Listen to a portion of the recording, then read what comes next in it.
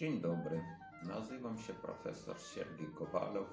Prowadzę zajęcia na kierunkach slawistycznych, na licencjacie, na magisterskich, na ukrainistyce, na rusycystyce, na wschodniosłowiańskich studiach translatorycznych.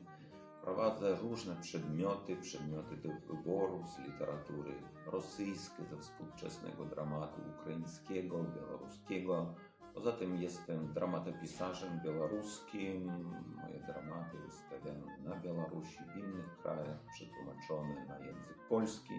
Niedawno ukazała się w Lublinie książka, akurat Komedia Judyty, w języku polskim i opiekuję się grupą teatralną Babylon studencka, z którymi razem realizujemy projekty teatralne.